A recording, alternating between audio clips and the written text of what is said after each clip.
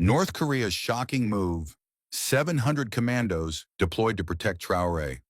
Welcome to History Rewrites. Please, if you're new here, subscribe to our channel. Let's dive in. North Korea's shocking move has left the world speechless. In a dramatic turn of events, 700 North Korean commandos have been deployed to protect Traore, sparking widespread speculation and intrigue. But what's behind this sudden move? Is it a show of force, a gesture of goodwill, or something more sinister? In this video, we'll dive into the latest updates and analysis on this developing story. From the corridors of power to the streets of uncertainty, we'll take you through the twists and turns of this gripping narrative. Don't forget to join our community and subscribe to our channel, so buckle up and stay tuned for the full scoop. Real leaders put their people first. They care more about the future of their country than the size of their paycheck. And right now, something wild is unfolding in West Africa, something the world didn't see coming. Burkina Faso has just welcomed 700 North Korean commandos onto its soil. And no, they're not here for diplomacy, peacekeeping, or aid. They're here for one man, President Ibrahim Traore. Now, here's the big question. Why would one of the most secretive, isolated regimes on the planet risk global backlash just to protect a young African leader? Why now? What's really going on? Let's rewind and unpack it. In Africa, when foreign troops show up, they usually come with a NATO patch or a French flag on their sleeve. That's the norm. But this, North Korean boots on African ground, that's something else entirely. It's not fiction, it's real, and it's official. The government of Burkina Faso has confirmed the arrival of 700 elite North Korean soldiers, fully armed, battle-ready, and not hiding in the shadows. They're not advisors, they're not medics. They're active combat troops, integrated into a high-stakes security mission to protect Traore, secure the regime, and prevent yet another coup or assassination attempt. Sure, we've seen Russia's fingerprints all over Africa lately, especially with Wagner mercenaries moving in where French forces pulled out, like in Mali and the Central African Republic.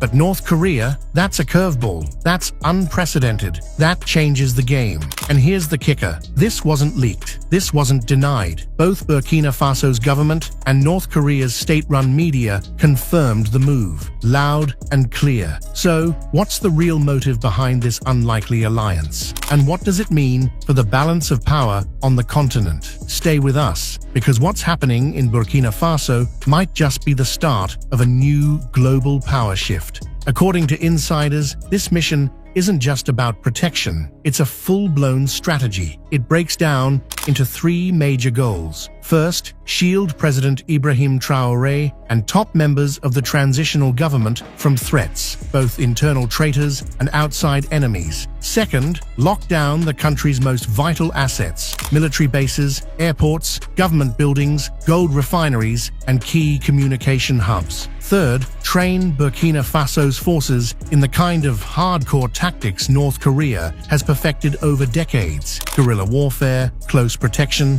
infiltration defense, surveillance, and most importantly, how to stop a coup before it starts. This wasn't some last-minute scramble. The North Koreans didn't just show up, they were expected. Weeks of back-channel diplomacy and joint planning went into this. Sources say simulations had already been run, infrastructure was ready, and top Burkina Faso officials were quietly in the loop long before the public got wind of it. This wasn't a reaction. It was a move right out of a playbook. The only question is, what forced them to open that playbook? Behind the scenes in Ouagadougou, military sources say it came down to one thing. The threat level around Traore was spiking, and fast. In just the last 6 months, the country's intelligence services, working with Russian support, shut down 2 serious coup plots. They intercepted encrypted messages between foreign operatives and rogue soldiers. They even stopped an armed group from taking over a regional command post. Each failed attempt only raised the stakes. Whoever was behind this didn't want Traore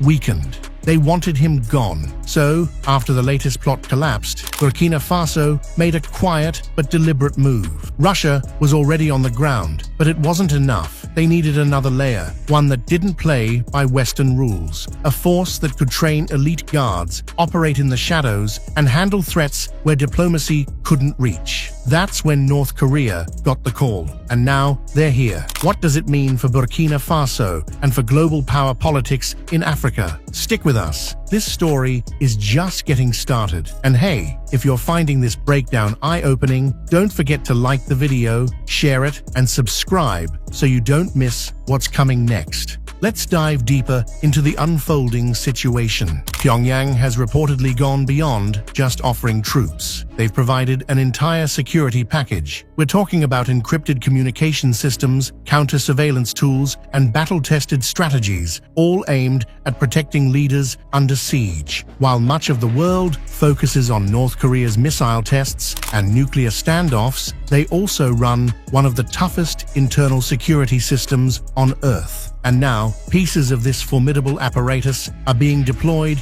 in Burkina Faso. The North Korean commandos are stationed in undisclosed areas, primarily near the capital and northern regions, both hotspots for insurgent activity and internal instability. They're not just sitting back either. These forces are working hand in hand with Burkina Faso's Presidential Guard, blending their own methods with local expertise. They're training high-trust units that can handle rapid response, loyalty checks, and locking down crucial facilities when needed. The implications of this are huge. This marks the first known deployment of North Korean forces in Africa in a direct combat support role in decades. And it's happening at a time when traditional Western powers are pulling back. France has been shown the door, the US military presence is shrinking, and ECOWAS, the once strong guardian of West African stability, no longer commands the trust of its own members. Into that power vacuum step the Russians and now the North Koreans. Unlike Western nations, which come with loud speeches, flashy banners of democracy, and big promises, North Korea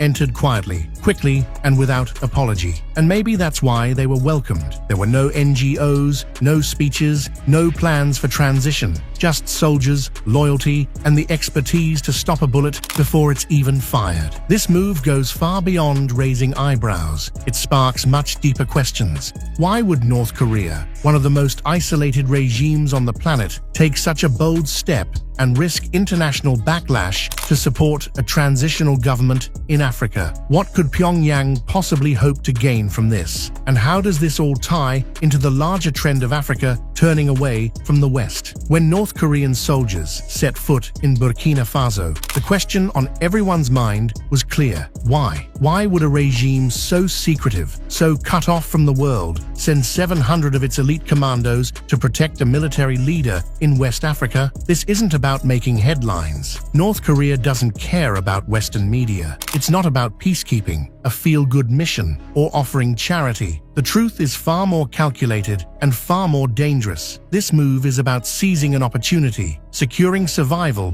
and projecting power. Let's break it down. First, what does North Korea gain from this strategically? For years, Pyongyang has been cut off from real combat experience. Their military strategy has been built on theory, simulations, and national drills, not the chaos of actual international warfare. But Burkina Faso offers something unique, a live conflict zone far from Asia, where the battlefield is unpredictable. Insurgents are swift, coups are plotted quietly, and urban warfare blends into jungle terrain. It's a perfect testing ground. By embedding its elite forces in Burkina Faso, North Korea has a rare opportunity to test unconventional warfare tactics. It gains real-time data on how its surveillance systems and special operations protocols hold up under pressure. It becomes a field lab for asymmetric combat, especially when it comes to defending high-ranking leaders under siege. But the significance of this deployment goes beyond just technical training. It's about ideology. Pyongyang sees in Burkina Faso's leader, Traoré, a mirror of the very principles they hold dear: anti-imperialism, military self-reliance, and a fierce resistance to foreign influence. Traoré isn't asking the IMF for handouts. Instead, he's taking matters into his own hands, exactly the kind of figure that resonates with North Korea's vision. He's not attending democracy summits in Brussels. He's not handing over his country's secrets to Washington or Paris. Instead, he's kicking foreign troops out, challenging ECOWAS, and refusing to be anyone's puppet. Leaders like him are a rare breed in today's global south, which is exactly why North Korea has its eyes on him. For Kim Jong-un's regime, supporting Traoré is more than just political. It's about making a bold statement. We stand with those who stand alone. It's not just about ideology, it's also about strategy. As the West continues to lose its grip on Africa, Pyongyang sees a golden opportunity to plant roots in a region it's been largely shut out of. And influence means leverage. That leverage translates into trade, access to Africa's treasure trove of resources like gold, uranium, rare earth minerals, and agricultural exports. Behind closed doors, there are whispers of Burkina Faso and North Korea already talking about exchanging weapons and technology, bypassing the SWIFT system and international banking controls. What's happening here is the birth of a new trade pipeline, one that doesn't run through Washington, Brussels, or the World Bank. This plays right into North Korea's broader foreign policy strategy, which analysts are now calling its Southern Opening Doctrine. Simply put, Pyongyang has realized that trying to break through Western alliances in Asia is a lost cause. But Africa is where the old colonial order is crumbling in real time. And that makes it the perfect ground to plant a new global influence. Burkina Faso is just the beginning. There's a lot more to come. Let's break this down. In 2023, North Korea quietly reignited diplomatic ties with Guinea-Bissau and the Central African Republic. Its state media praised countries like Mali and Niger for rejecting foreign interference, while North Korean diplomats at the UN engaged with non-aligned African blocs, offering affordable security systems and frameworks for mutual defense. So, when 700 North Korean soldiers landed in Ouagadougou, it wasn't a coincidence. It was part of a larger, multi-phase strategy to embed North Korea into Africa's future by supporting the regimes that refuse to bend to Western power. And in return, Pyongyang is gaining something even more valuable than natural resources: legitimacy. Every time an African government salutes a North Korean soldier, it chips away at the narrative that North Korea is isolated on the world stage. When foreign generals thank North Korean trainers, it sends a message to other non-aligned nations: you don't need the West to survive or to win. This is soft power, delivered with hard boots. But perhaps North Korea's biggest win here is the creation of untouchable space. Burkina Faso, having cut ties with France and ECOWAS, has essentially become a free zone, a place where Pyongyang can deploy military units without worrying about foreign surveillance, US drones, or Western sanctions enforcement. In a world where American satellites track every move in North Korea, Burkina Faso provides shadows, areas where operations can run undisturbed, where information can flow freely, and where tactics can evolve without Washington's watchful eyes. And what does Burkina Faso get in return? Survival. Traoré now has a second layer of protection. If anyone wants to take him down, it's not just about facing a young military leader from Burkina Faso. They're up against an alliance, one that doesn't blink, doesn't apologize, and doesn't need a UN vote to act. So yes, North Korea sent its commandos into a continent it's barely touched for decades. But this wasn't a gamble. It was a calculated move into the one region where global power is still being contested and where the battle for control is just beginning. When North Korean troops touched down in Burkina Faso, it wasn't just to stand guard at the palace or patrol the walls. Their mission was far deeper: to help build a national defense system designed to resist infiltration, subversion, and betrayal. What many still fail to realize is that the presence of North Korean commandos isn't the endgame. It's just the beginning. A foreign alliance alone won't secure a leader like Traoré, who faces threats not only from enemies abroad, but from within his own ranks. Protection doesn't equal power, and survival means little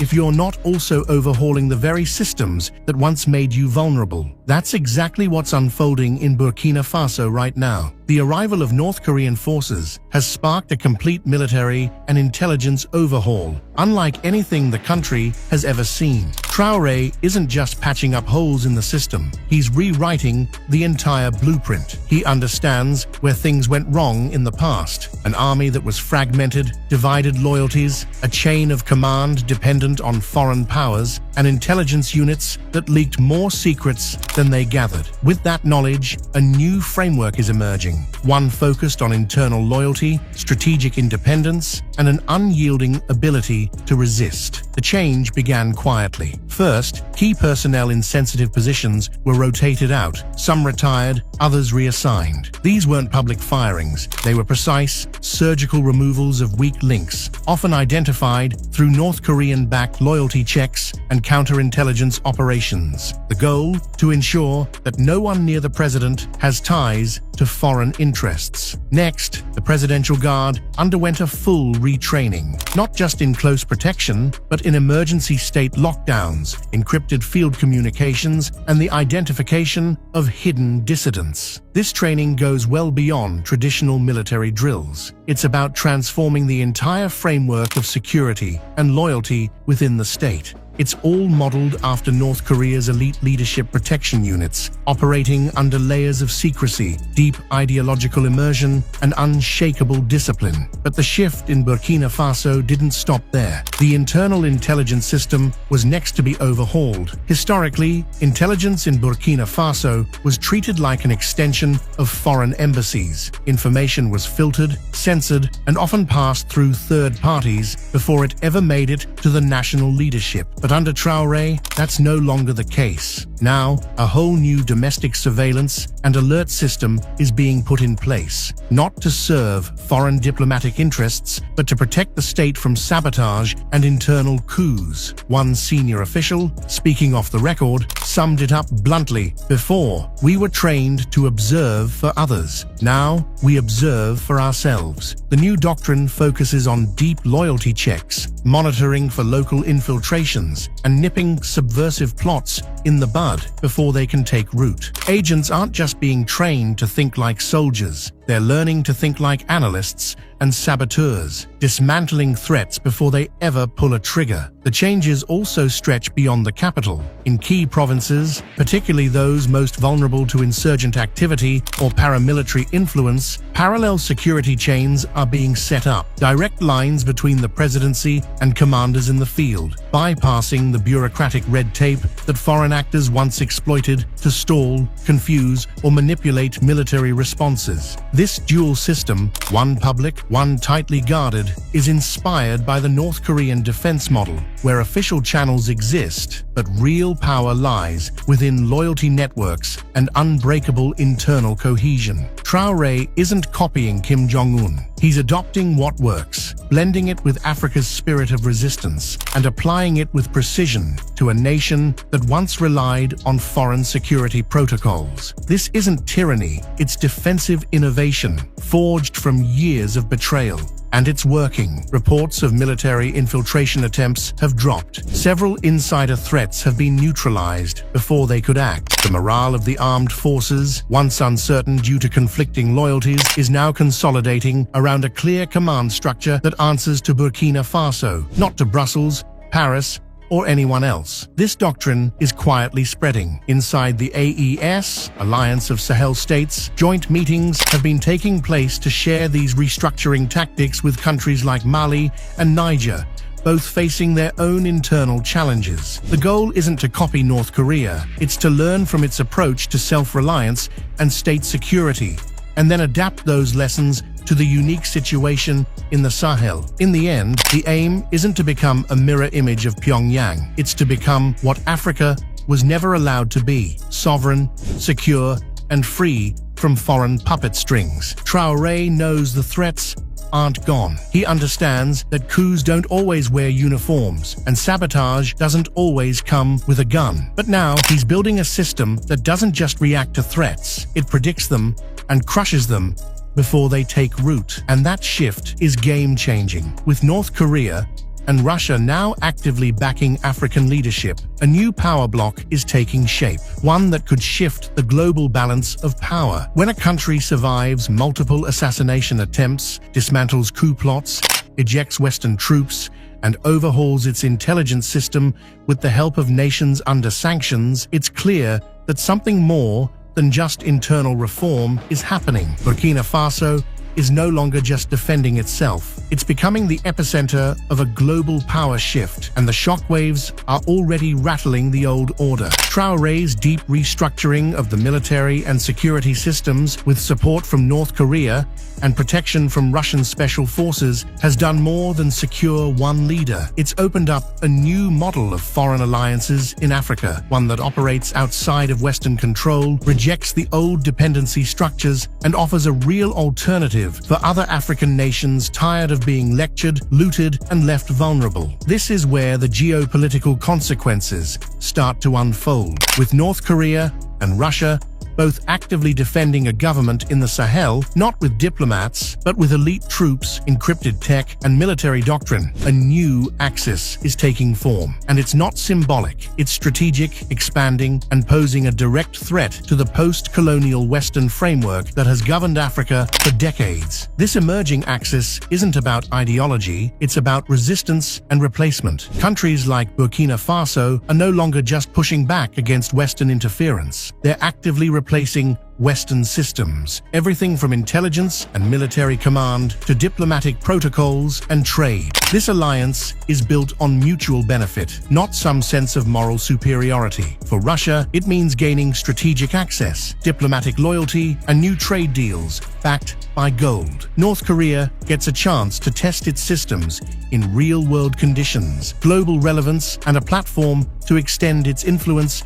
in the global south. And for nations like Burkina Faso, it's the kind of unwavering support they've never truly gotten from the West, backing without any strings attached. And this shift isn't stopping at Burkina Faso. Countries like Mali and Niger, both part of the AES alliance, are already adopting similar strategies. In Mali, security programs are being merged with Russian forces, while North Korean-style cyber monitoring techniques are taking root. In Nigeria, the government is exploring barter-based trade in military hardware and rare minerals, completely bypassing Western financial systems. These moves aren't just reactions, they're part of a coordinated effort. AES is no longer just a defensive bloc, it's laying the groundwork for a new geopolitical order, one that many African nations are watching closely. Guinea, Chad, Sudan, countries with uncertain transitions, are now asking themselves new questions. What if we don't need ECOWAS? What if we don't need the IMF? What if we can protect ourselves together? The West may be starting to panic, but not because it fears coups. It's afraid of becoming irrelevant. Because if the Burkina Faso model spreads, building internal stability with Eastern partners instead of relying on Western patrons, the whole foundation of Western foreign policy in Africa starts to crumble. No more proxy control,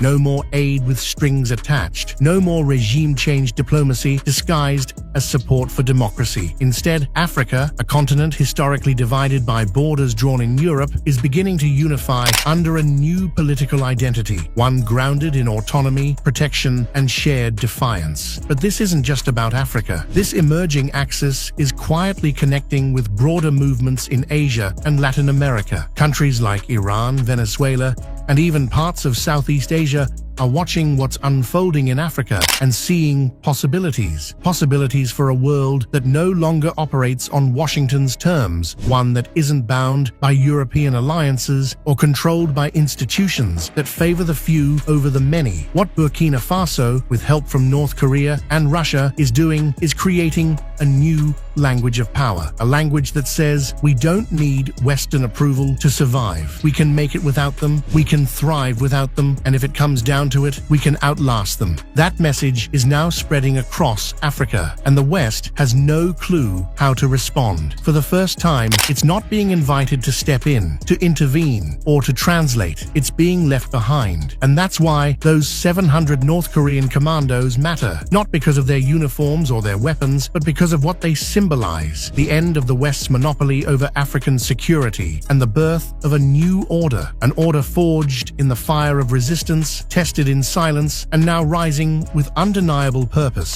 Burkina Faso is no longer a case study, it's the prototype. Do you think the West will strike back out of jealousy or fear? What's coming next? Share your thoughts in the comments. Will Traoré stand firm, or will the pressure force him to bend? Want to see more videos like this one? Hit that subscribe button and ring the bell so you don't miss out. Thanks for watching, and until next time, stay tuned.